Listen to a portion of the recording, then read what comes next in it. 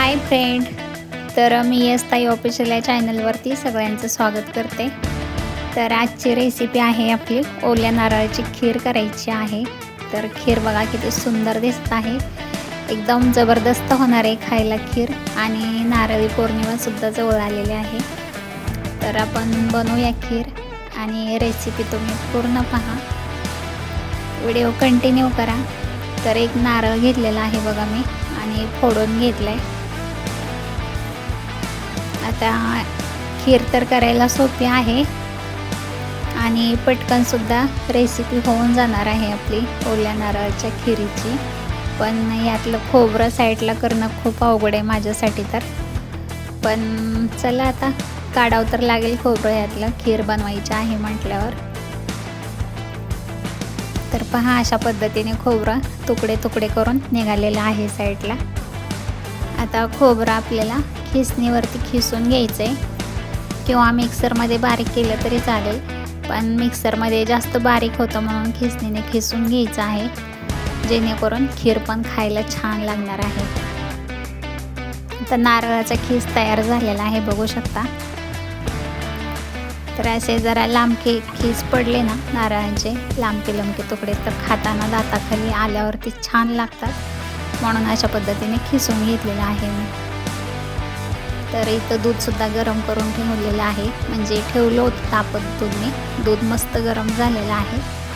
आणि खिरीत घालण्यासाठी मी इथं काजू, बदाम आणि जायफळ थोडंसं घेतलेलं आहे, विलायची पावडर आहे, सुंठ पावडर आहे आणि मनुकेसुद्धा घेतलेले आहे थोडे मी,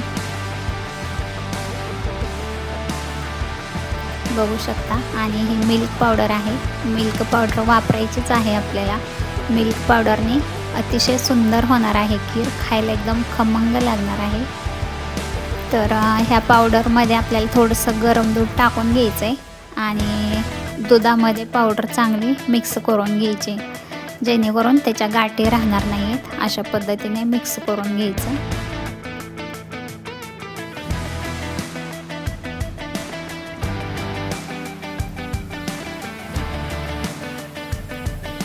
तर बघू शकता, असं मी मिक्स करून घेतलेलं आहे। आणि ही मिक्स केलेली पावडर दुधात टाकून घ्यायची आपल्याला।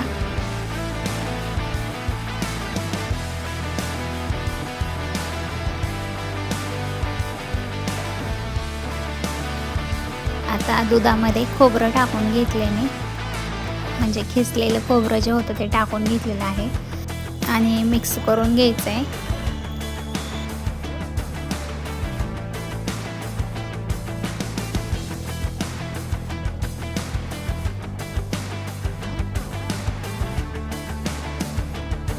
आता आपल्या आवडीप्रमाणे साखरसुद्धा घालून घ्यायची आहे, कमी जास्त कोणाला लागते त्यानुसार साखर टाकून घ्यायची। आणि जे साहित्य काढलं होतं काजू बदाम ते सगळं टाकून घेतलेलं आहे मी, छान असं मिक्स करून घ्यायचं। आणि मी एक 20 मिनटं तरी खीर शिजवून घेतलेली आहे चांगली। अधेमध्ये सारखं सारखं हलवून घ्यायचं आहे, जेणेकरून खोबरं छान शिजेल आणि खीरसुद्धा छान बनली जाईल आपली। म्हणून मी एक 20 मिनटं शिजवून घेतलेली आहे खीर मस्त। तर पहा, छानपैकी शिजत आहे खीर आणि आटलेली सुद्धा आहे, कलरसुद्धा बदललेला आहे, तर किती छान दिसत आहे पहा। तर अशा पद्धतीने आपली खीर तयार झालेली आहे। जर तुम्हाला रेसिपी आवडली तर नक्कीच चॅनलला सबस्क्राईब करा, लाईक करा, शेअर करा आणि कमेंट करून सुद्धा सांगा।